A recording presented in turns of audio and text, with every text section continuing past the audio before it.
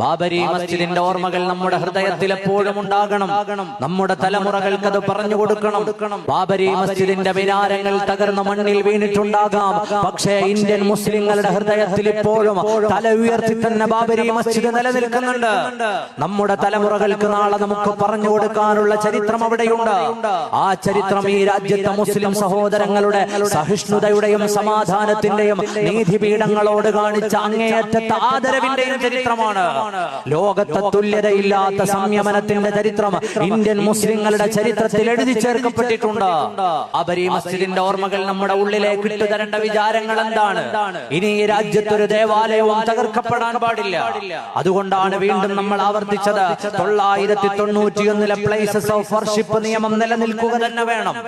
ഇനിയും രാജ്യത്തെ ഏതെങ്കിലും ഒരു ദേവാലയത്തിന്റെ മേലെ വർഗീയവാദികളായ ആളുകൾക്ക് കടന്നു കയറാൻ അവസരമുണ്ടാകാൻ പാടില്ല.